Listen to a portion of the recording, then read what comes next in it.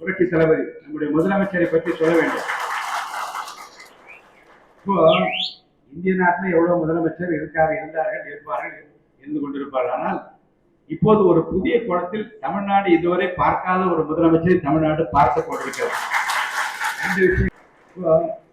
உங்களுக்காக சொல்வதற்கு என்ன காரணம் என்றால், எத்தனையோ முதலமைச்சர் நான் பார்த்திருக்கிறேன். அவரை பார்த்தவுடன் நான் என்ன சொன்னேன், வெளியே வந்து எம்ஜிஆரை பார்த்த மகிழ்ச்சி எனக்கு இருக்கிறது என்று சொன்னேன். அது என்ன காரணம் என்றால், முதலமைச்சராக வருகின்றோர் முதல்ல தன்னலம் இல்லாமல் இருக்க வேண்டும், குடும்பத்துக்கு சொத்து சேர்க்க வேண்டும் என்று நினைக்கக்கூடாது, உடன் பிறந்தவர்களெல்லாம் சொத்து சேர்த்து வைக்க வேண்டும் என்று ஆசைப்படக்கூடாது. தன்னை சூழ்ந்திருக்கிற யாராக இருந்தால் தவறு செய்யாமல் பார்த்துக் கொள்ள வேண்டும் என்ற எண்ணம் இருக்க வேண்டும். அதைத்தான் முதலமைச்சர் சட்டசபையில் பேசுகிற போது யாரையும் கை வைக்க விட மாட்டேன், அப்படி வைத்தாலும் சும்மா இருக்க மாட்டேன் என்று சூழல் வைத்து அவர் சொன்ன காரணம் என்ன என்றால், லஞ்ச லாவண்யம் இல்லாத, ஊழல் இல்லாத, பணம் கொடுத்தால்தான் வேலை நடக்கும் என்று இல்லாத ஒரு மாநிலமாக உருவாக்க வேண்டும் என்பதில் அக்கறையாக இருக்கிற ஒரு முதலமைச்சர் என்று இந்தியா இப்போது பார்த்துக் கொண்டிருக்கிறது. எல்லா டிபார்ட்மெண்ட்ஸ்லயும் வந்து எந்த துறைக்கு நீங்க போனால் தலையை சுரிந்து கொண்டு நிற்க வேண்டியதில்லை, பேரம் பேச வேண்டியதில்லை. நீங்க போய் கடையில பொருள் வாங்குவது போல எதுக்கு வந்திருக்கிற, இது என்ன வேலை தெரியுமா என்று யாரும் கேட்க தேவையில்லை. என் பணம், நான் வேலை செய்கிறேன், நான் உழைக்கிறேன், நான் ரத்தத்தை சிந்தி உழைக்கின்றேன், இந்த உழைப்புக்கு நான் தான் லாபம் எடுக்க வேண்டும் என்ற இடைத்தரகர்கள், புரோக்கர்ஸ் கொடுக்க முடியாத நிலைமை தமிழ்நாட்டை முதல் முறையாக உருவாக்கி இருக்கிற பெருமை நம்முடைய முதலமைச்சருக்கு தான் இருக்கிறது. அதே போன்று விரைந்து போதையில்லா தமிழ்நாட்டை உருவாக்க வேண்டும் என்பதிலும் நல்ல திட்டங்களை போட வேண்டும் என்று ரொம்ப அக்கறையாக இருக்கிறார். அது நான் வந்து பலமுறை நான் பார்த்திருக்கேன். சட்டசபையில் அவர் பேசுகிற போது கூட நீங்கள் பார்த்திருப்பீர்கள். ரொம்ப தீவிரமாக பேசினார். எல்லாவற்றையும் வந்து ஒரே ஆக்ஷன்ல காட்டிவிட்டார். குறிப்பாக உணர்ச்சியோடு எல்லாவற்றையும் முடித்து காட்ட வேண்டும் என்கிற அந்த வேகத்தோடு இருக்கக்கூடிய ஒரு நல்ல முதலமைச்சர் நாம் பெற்றிருக்கிறோம். அன்புக்குரிய நம்முடைய மாண்புக்குரிய முதலமைச்சர் சி ஜோசப் விஜய் அவர்களுக்கு மனதில் இருப்பது ஒன்னே ஒண்ணுதான். தேர்தல் வாக்குறுதியில் நாம் என்னென்ன சொன்னோமோ அதெல்லாம் செய்ய வேண்டும். ஆனால் சட்டையில என்ன இருக்கிறது என்று பார்க்க வேண்டும். சட்டையில் இருந்தால்தான் அகப்பையில வரும் என்று சொல்லுவோம். சட்டையில ஒன்றுமே இல்லை. அப்படியும் 15 லட்சம் கோடி கடலில் வைத்து விட்டு போய் அதெல்லாம் மீறி விடுவாங்க. பாருங்க, புதிய கோணத்தில் வருவாய், மக்களை கஷ்டப்படுத்தாத வருவாய் என்ற ஒரு அரசாங்கம் உருவாகி கொண்டிருக்கிறது.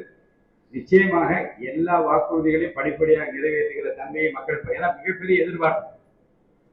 பணக்காசு செலவழிக்காமலே ஜெயித்த முதல் தேர்தல் தமிழ்நாட்டில் தேர்தல்.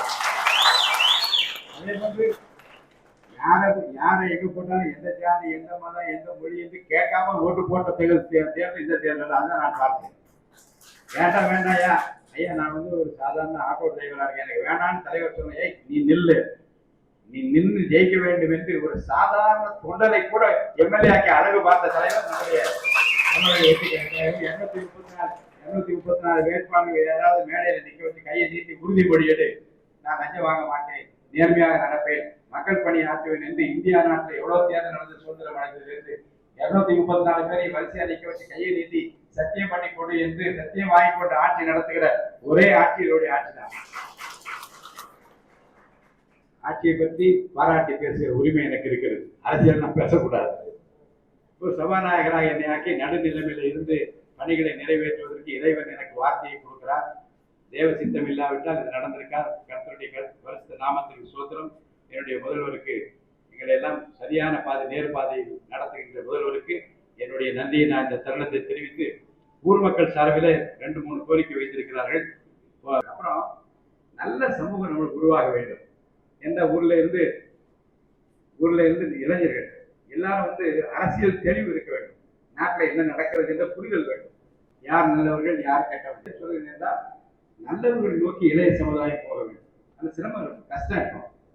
வந்து தேர்தலுக்கு முன்பாக தளபதி விஜய் அவர்கள் கொள்கை பிரகடனம் செய்தார். இந்த கட்சியோடு தான் சேருவேன், எல்லா கட்சிக்கும் வாய்ப்பளிப்பேன் என்று சொன்னார். விழிப்பு நிலையில் இருக்கக்கூடிய மக்களை கைதூக்கி விடுவேன் என்று இப்போ யார் யார் வந்து சேர்ந்தார், 2 இருக்கா, 4 இருக்கா, 3 வந்து சேருங்கள் என்று ஆட்சியும் அதிகாரத்திலும் பங்கு கொடுக்க என்று செய்து காட்டிய ஒரு முதலமைச்சர் வேட்பாளர் யாரும் செய்யவில்லை.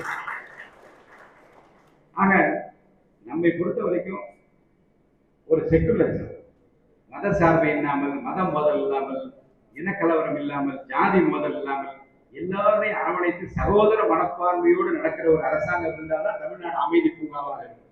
நீங்க மாறுபட்டு மக்களை பிரிப்பதற்கும் அதை சூழ்ச்சி தந்திரமாக ஒருவரை ஒடுப்பி இன்னொருத்தரை வாழ வைப்பதற்கான முயற்சிகளை இருக்கக்கூடாது என்று அவர் உறுதியாக இருப்பேன் என்று தேர்தலுக்கு முன்னாலேயே சொன்னார். தேர்தல் நேரத்தில் அறிவித்தார். அந்த அறிவிப்பை ஒட்டி தான் இன்றைக்கு இந்த ஆட்சி இங்கே நடக்கும். யாருக்கும் பயப்பட மாட்டார். நீங்க நினைக்கலாம் அவருக்கு வந்த கஷ்டம் போல, தேர்தல் முன்னே அவருக்கு வந்த கஷ்டம் போல, நான் புரட்சித் தலைவர் காலத்தில் அவர் அனுபவித்த கஷ்டங்களை கொஞ்சம் பார்த்து, அப்பெல்லாம் மீடியா கிடையாது, இவ்வளவு செல்போன் கிடையாது, இவ்வளவு டெலிவிஷன் கிடையாது, எதுவும் கிடையாது. ஆனால் அவரை பத்தி எவ்வளவு கஷ்டம் அனுபவித்தது மக்களுக்கு தெரியாது. ஆனால் இவர் அனுபவித்த எல்லா கஷ்டமும் மக்களுக்கு. அதனால தான் என்ன என்றால் ஒரே வார்த்தை சொன்னார், என்ன வேணா செய்யுங்க, வீட்டுக்குள்ள ஒரு விஜய் இருக்கிறார் என்று சொன்னார். கடைசியில போய் பார்த்தா குடும்பமாக விஜய் பக்கம் தான் இருக்கு. நேற்றுதான் ஒருவருக்கு சொல்லுகிற நீதாமா வேட்பாளர் என்று சொல்கிறார்கள். அடுத்த நாள் காலையில் போய் அவர் மனு போடுகிறார். 98,000 ஓட்டு ஜெயிக்கிறார் சென்னை. எப்படி முடிகிறது என்று சொன்னால் மக்களுக்கு ஒரு நல்ல தலைமை வர வேண்டும், மாற்ற வேண்டும். அதன் மூலமாக ஐயோ இவ்வளவு காலமா கஷ்டப்படுறமே, ஏதாவது ஒரு இடத்துல நமக்கு வந்து ஏறி வருவதற்கு ஏறி கிடைக்காதா, நீந்தி வருவதற்கு ஒரு தோணி கிடைக்காதா என்று ஏங்கி கிடந்த மக்களுடைய இயக்கத்தை போக்குகிற ஒரு முதலமைச்சராக வந்திருக்கிறார். அவருக்கு நீங்கள் எல்லாம் உறுதுணையாக இருக்க வேண்டும் என்று நான் உங்களை கேட்டுக்கொள்கிறேன்.